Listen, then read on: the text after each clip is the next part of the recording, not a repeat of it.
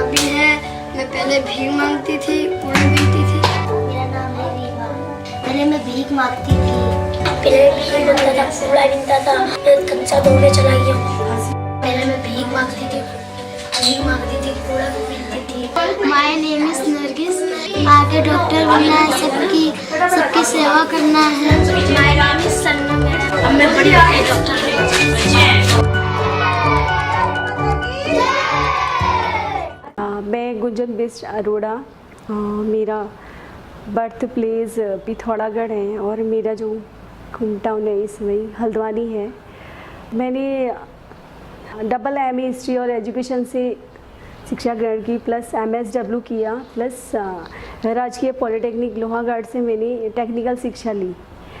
वहाँ से शिक्षा लेने के बाद मैंने कोऑपरेटिव सेक्टर ज्वाइन किया, सहकारिता विभाग। आज मैं बैंक सेक्टर में हूँ। डिस्ट्रिक्ट कोऑपरेटिव बैंक पिथौरागढ़ की शाखा टनकपुर में पोस्टेड हूँ। मेरा मन था कि मैं समाज के लिए कुछ करूं और चूल्हा चौका बर्तन छोड़ के उससे भी अलग एक अच्छी दुनिया थी जो थी समाज सेवा की, जिसके लिए मैंने शुरू से मेरा मन भी था, मेरा जुनून भी था कि मैं इस क्षेत्र में काम करूं। बल्कि परिवार हमेशा ये कहता था कि भाई तुम्हारे साथ के इतने बच्चे यहाँ टीचिंग में चले गए, डॉक्टर बन गए, वो बन गए। तो मम्मी हमेशा ये कहती थी कि पर तुमने कभी कोशिश नहीं की कि मैं भी कुछ करूं, मैं भी कुछ बनूं। तो समाज सेवा से क्या मिलेगा? समाज सेवा से लेकिन लोगों का एक मानना होता है कि समाज सेवा अगर आपने करनी है तो घर परिवार को किनारे रखना पड़ेगा। लेकिन ऐसा मुझसे भी नहीं हो सकता था क्योंकि बच्चे मेरे बहुत छोटे थे, परिवार को भी देखना है, बूढ़े सास ससुर को भी देखना है और समाज को भी देखना है। परिवार ने बहुत विरोध किया कि भाई ये सब चीज़ें नहीं करनी है, सिर्फ अपने पर फोकस करो, अपने परिवार पर फोकस करो। लेकिन सुनती थी उनकी बातें भी, लेकिन मन में जुनून था कि हाँ समाज के लिए कुछ करूं। तो तब इस तरीके से मैं हमेशा फिर आगे बढ़ती रही। आपका वीरांगना की शुरुआत कैसे हुई? तो मैंने देखा कि जो बाल भिक्षावृत्ति वाले बच्चे होते थे, बस ये मन था कि ये क्यों घूमते हैं, किस तरह में। जब भी मार्केट जाती थी बच्चों को कटोरा लिए देखती थी हमेशा, या फिर आपस में कोई कुछ देता था तो कई लोग पिटते हुए दिखते थे कि भाई ये बच्चे ने चोरी कर ली, इस तरीके से। तो मुझे बड़ा अंदर से मन में बड़ा दुख होता था कि ये किसके बच्चे हैं और किस तरीके से क्यों घूमते हैं, या फिर समाज इनका क्यों विरोध करता है और समाज हमेशा तिरस्कार करता है ऐसे बच्चों का, तो क्यों करता है, उसका कारण जानना चाहती थी।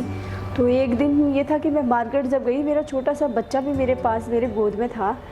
मैं ये जब एक दूसरा बच्चा आया और मेरी साड़ी के पल्लू से उसने पकड़ लिया मुझे, कहने लगा कि मुझे भीख चाहिए और बहुत सारी दुआएं भी साथ में दे रहा था। तो मैं पूछ बैठी कि भाई आप कहाँ रहते हो, या आपके परिवार वाले कौन हैं, आप स्कूल नहीं जाते हो। तो फिर ये सब चीज़ें, क्योंकि ये चीज़ें मैंने हल्द्वानी में आके ही देखी थी, पिथौरागढ़ में ऐसा मैंने कभी भी नहीं देखा था, या ऐसा समुदाय ऐसे बच्चे कभी नहीं देखे थे। हल्द्वानी में ये सब चीज़ें थी। तो फिर जब पूछने लगे तो फिर बच्चों ने आके बताएं कि भाई हम हमेशा भीख मांगते हैं, हमारे मम्मी पापा भी भीख मांगते हैं और हमारे दादा दादी भी भीख मांगते हैं।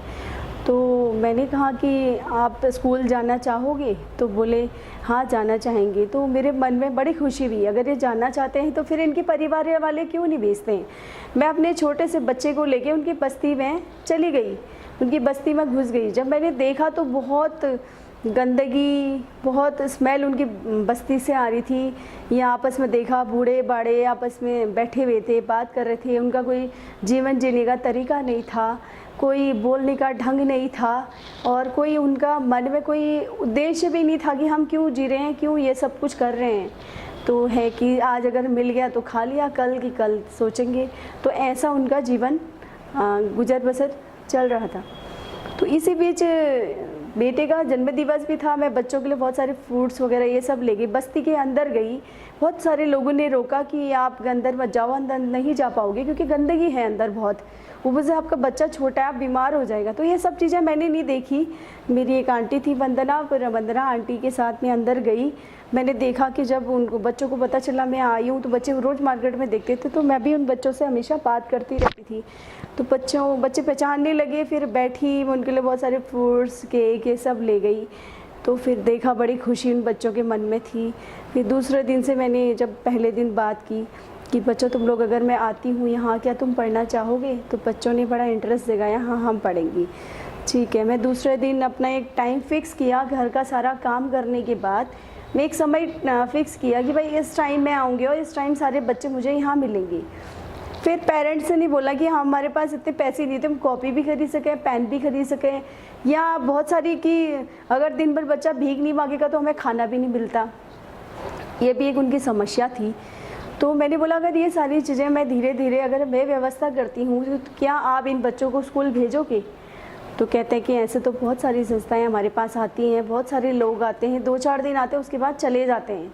2-4 दिन आते हैं, फ़ोटो खींचते हैं और बहुत सारी बातें हमें बता के जाते हैं कि हम तुम्हारे लिए ये करेंगे, लेकिन दूसरे दिन कोई नहीं आता है। यानी कि हम आज देखते हैं कि आज आएगा, नहीं आएगा।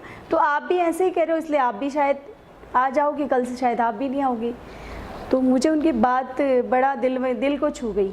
फिर मैं सेकेंड डे ठीक 4 बजा था तो मैं घर का सारा काम निपटा के मैं गई। तो बस्ती के अंदर कुछ कॉपियाँ लेके गई, कुछ पेन्स लेके गई और कुछ किताबें ड्राइंग की बच्चों को देखने के लिए। वो हालांकि टीचिंग का अनुभव तो नहीं था मुझे, लेकिन फिर भी मन करा कि ये शुरुआत करूं ऐसी। ना ही मैंने ऐसी कोई शिक्षा ली थी कि मैं ऐसे तबके के बच्चों के लिए काम करने के लिए कैसे करूं, ये सब कुछ नहीं सीखा था। गई तो फिर बच्चों ने काफ़ी इंटरेस्ट जगाया। तो उसमें से एक बच्चा था हदीस, वो 12th में पढ़ता था, लेकिन निर्मला कॉन्वेंट एक इंग्लिश मीडियम था उससे पढ़ता था।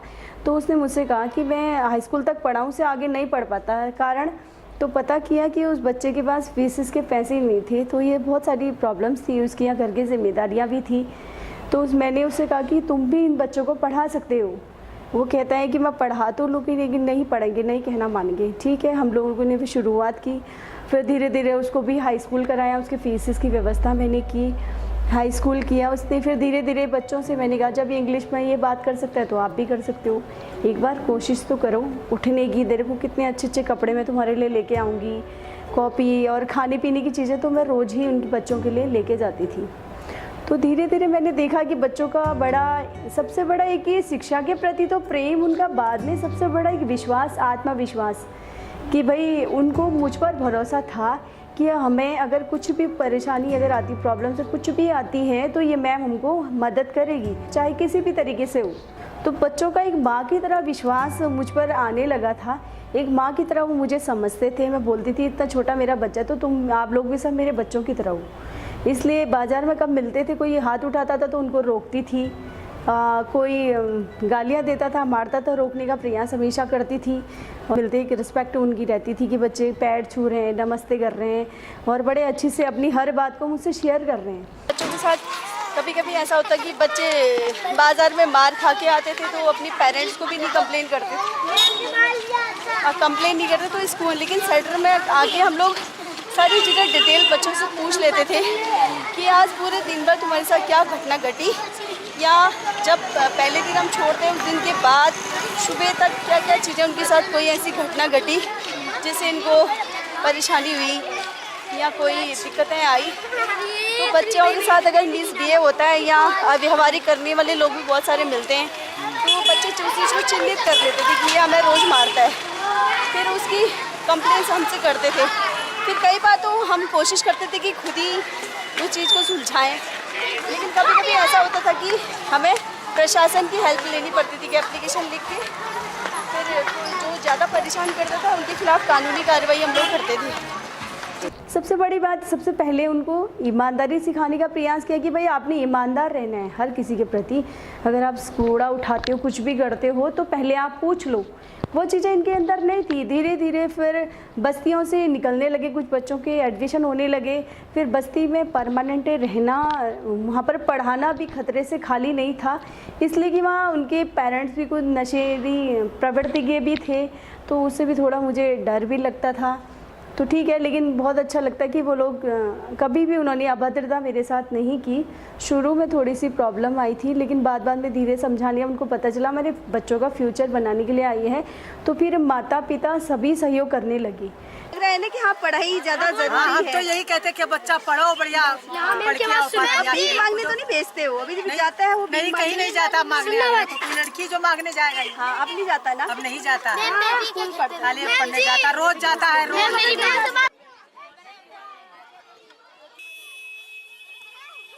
इतने मजबूत है, इतने वो थे। जब से हमें गुंजन मैम ने हमें पढ़ाया लिखाया, सूट बूट चप्पल जूती जुराब हमें सब चीज करा दिया। तो अब आपको लगता है कि भीख मांगने भेजना चाहिए? भीख वाली जिंदगी अच्छी, ये वाली जिंदगी अच्छी है ना?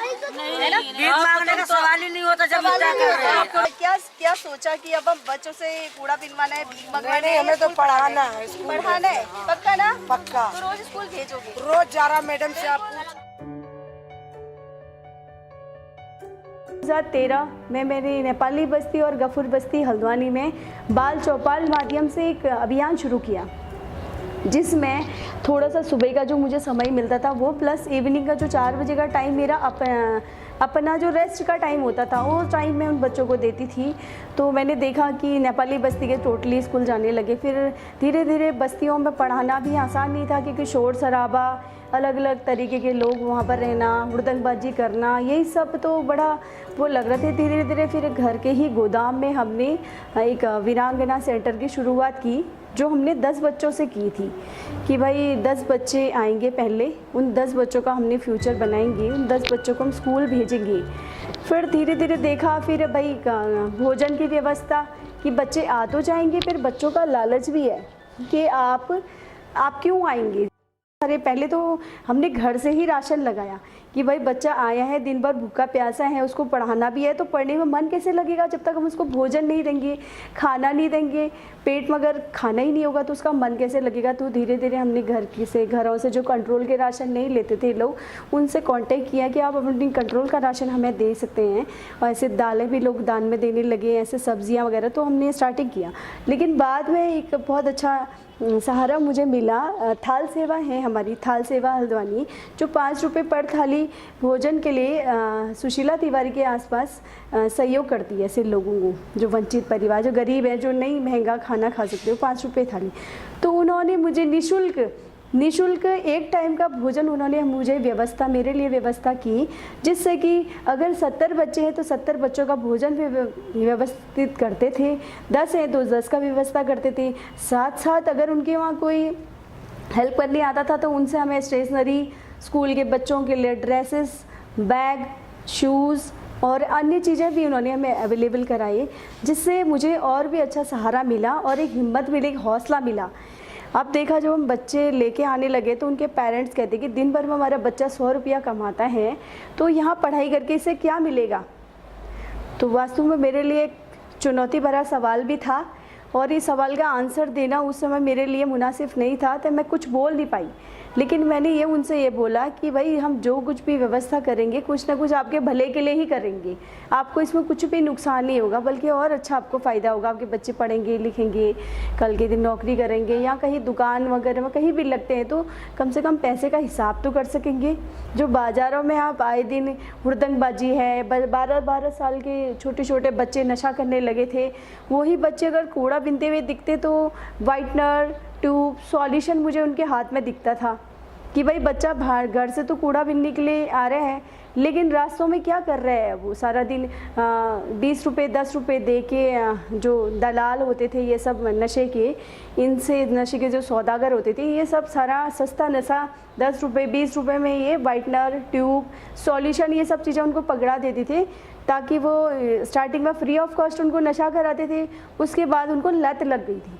लत के बाद तो आदमी कहीं से चोरी करेगा, स्कूटी का तेल निकालेगा, सामान निकालेगा, किसी को मारेगा, तो कहीं ना कहीं से उस नशे के लिए अपना जी जान लगा देगा। ये चीज़ें भी हमें देखने को मिली। दूसरा था श्रम में ये था कि भाई बच्चे छोटे छोटे 12 साल के 13 साल के जो उम्र उनकी पढ़ने की होती है उस उम्र में वो श्रम कर रहे हैं, आई थिंक काम कर रहे हैं।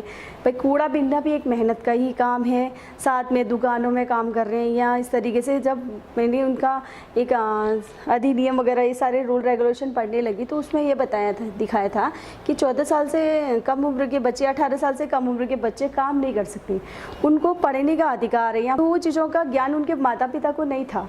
या बाल भिक्षावृत्ति भी समाज के लिए एक अभिशाप भी है और बाल भिक्षावृत्ति में भी जो है एक कानूनी अपराध है, इसमें भी उनके माँ बाप को सज़ा हो सकती है। वो भी इन चीज़ों को, ये चीज़ें उनकी जानकारी में नहीं थी।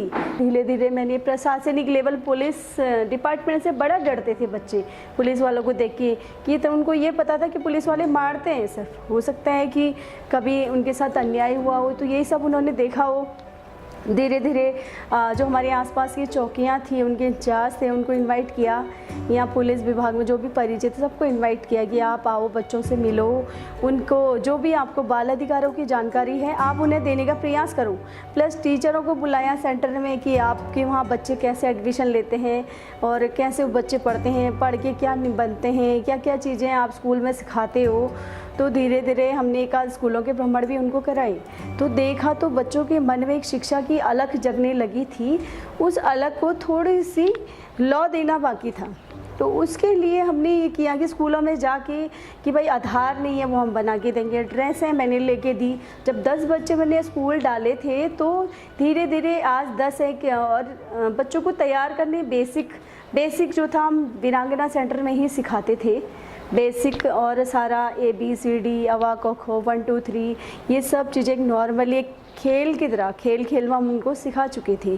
जब उनको लिखना आने लगा, पढ़ना आने लगा, तो उनको खुद इतनी खुशी होने लगी और खुद कहने लगे कि भाई मैम हमारा एडमिशन करवा दीजिए आप स्कूल में। हमने स्कूल में एडमिशन्स करवाया, प्रिंसिपल से मिले, सारी प्रॉब्लम को सॉल्व कराने। मतलब ऐसा नहीं है कि हमने भेज दिया उसके बाद मतलब नहीं है।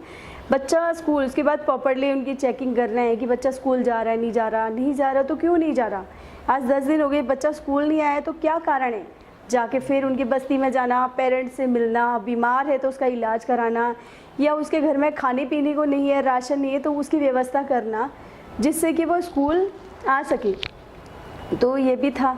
और दूसरा ये था कि बच्चे जब ये देखा कि हमारे बच्चे जब कंधे में सुबह का जो टाइम होता था 7 बजे 8 बजे का जो टाइम होता था, हमारे बच्चे स्कूल में कंधे में बैग लेके चलते थे।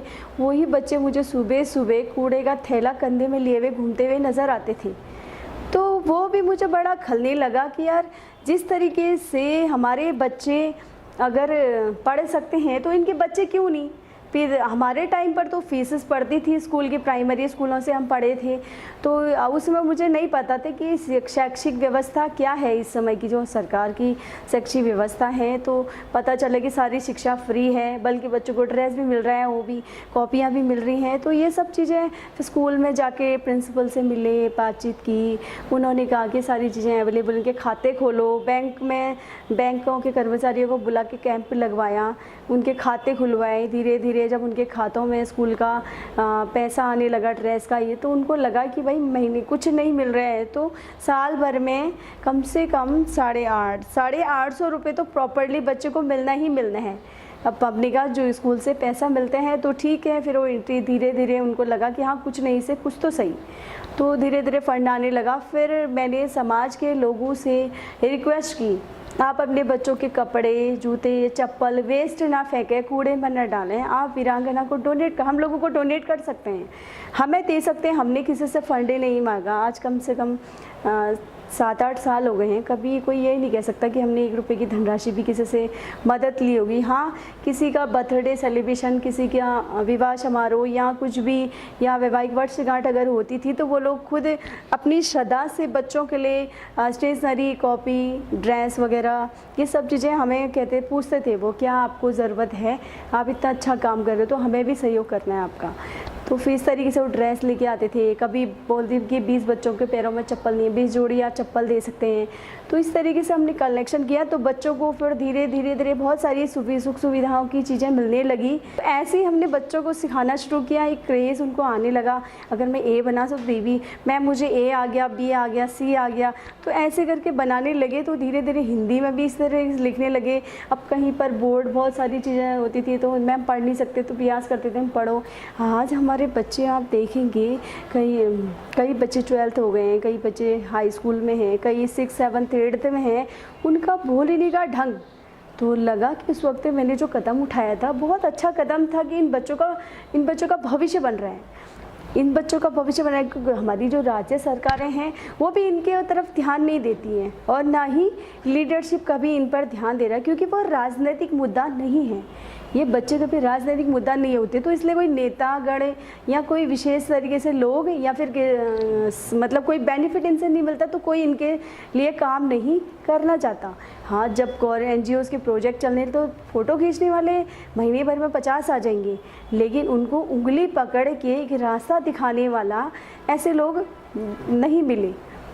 इस तरीके से हमारा एक अच्छा अभियान, और पहले हमने चलाया बाल चौपाल, उसके बाद भिक्षा नहीं शिक्षा दो, कि भाई बाल भीख देने वाले हाथों को रोकना भी ज़रूरी था।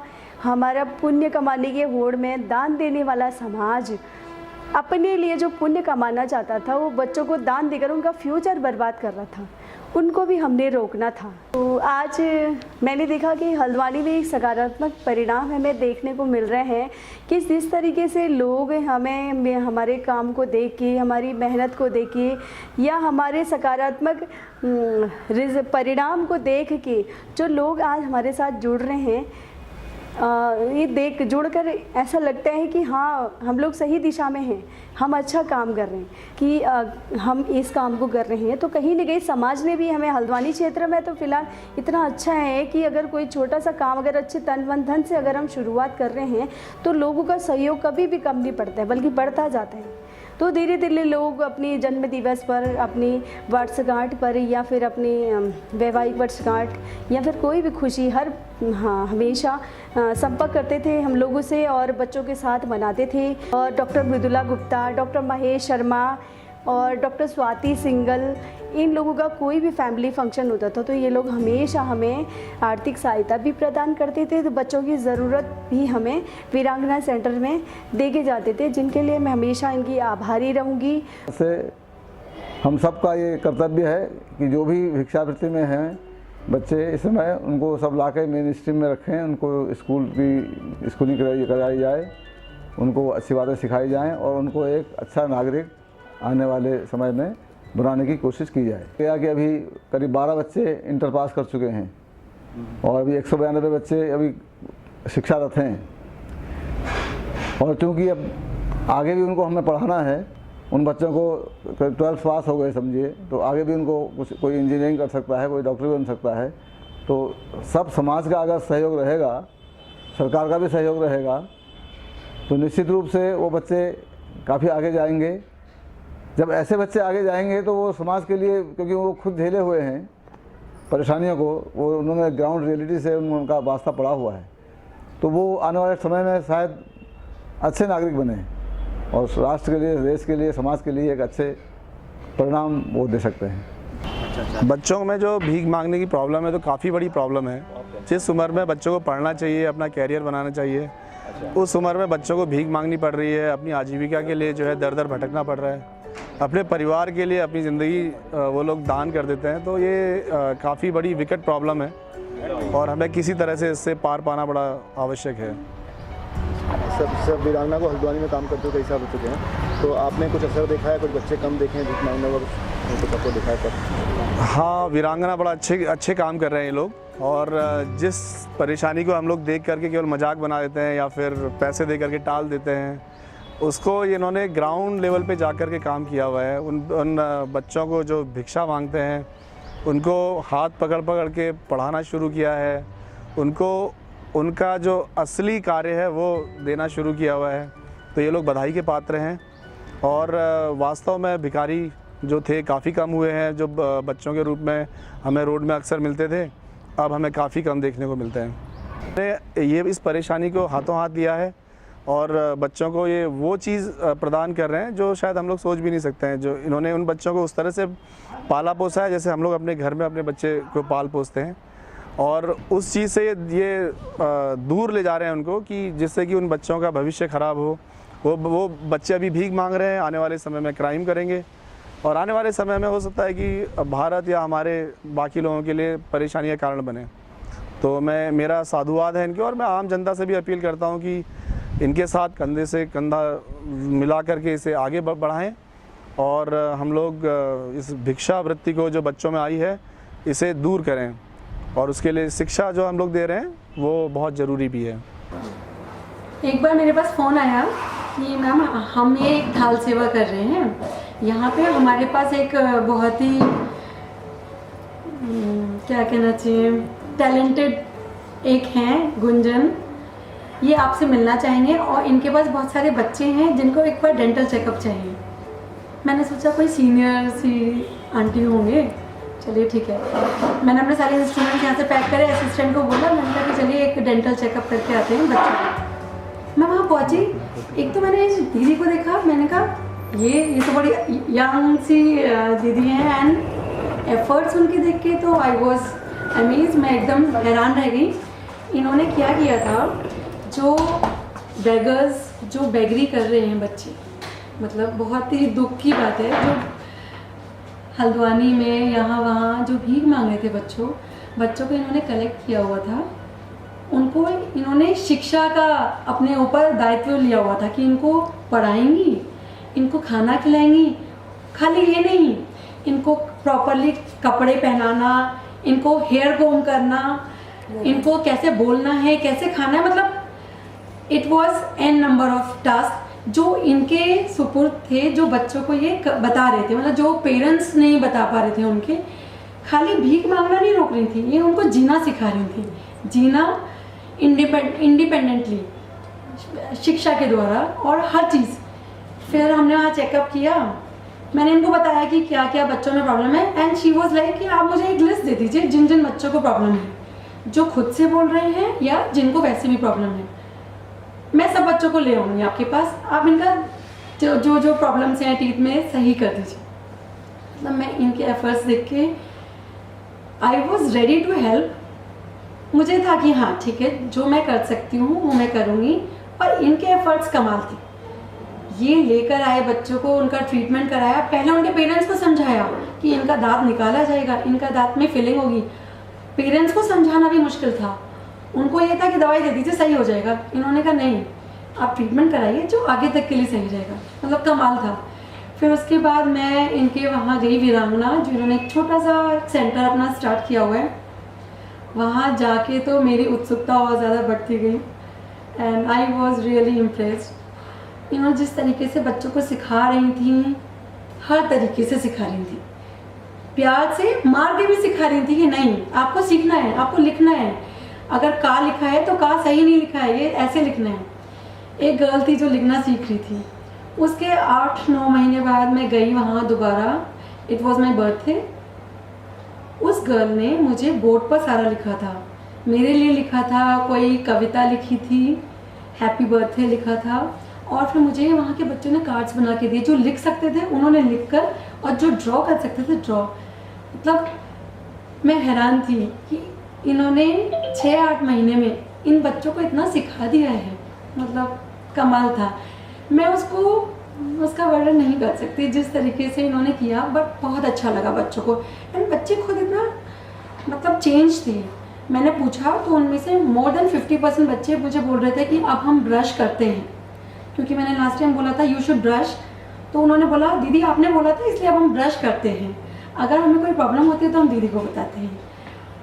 मतलब कितनी सारी चीज़ें उन बच्चों ने वहाँ जाके सीखी थी पढ़ने के साथ साथ। हम जितने सामर्थ्य हैं, भगवान ने हमें जितना सामर्थ्य बनाया है, अगर उस चीज़ में हम किसी की भी कुछ भी हेल्प कर पाए तो इससे अच्छा कुछ नहीं है। मैं आप लोगों से यही अपील करूँगी कि गुंजन जी की मदद करें, भिक्षा नहीं शिक्षा दें। अगर आप शिक्षा या कोई सहयोग नहीं भी दे पा रहे हैं तो कम से कम भिक्षा ना दें। आज 200 से अधिक बच्चे वीरांगना संस्था से जुड़कर अपनी भिक्षावृत्ति को छोड़, श्रम को छोड़, नशे को छोड़ एक सुनहरे भविष्य की ओर आगे बढ़ रहे हैं। कभी इन बच्चों की चेहरे की तरफ देखें कि ये भी आपके अपने बच्चों की तरह नज़र आएंगी। उतनी ईमानदारी, उतना ही प्रेम, उतना ही हौसला इनके अंदर भी भरा हुआ है। बस ज़रूरत है तो सिर्फ एक सहयोग की, ताकि इनकी बाल भिक्षावृत्ति को रोका जा सके, इनके भविष्य को अधर में जाने से रोका जा सके। ऐसा हमेशा एक प्रयास करते रहना चाहिए। और ज़रूरी नहीं कि भीख देकर आप उनके जीवन को सफल बनाएंगे या उनकी मदद करेंगे। भीख को रोक कर एक अच्छी दिशा देकर उनका जीवन सफल बनाने में हम सब मिलकर सहयोग कर सकते हैं।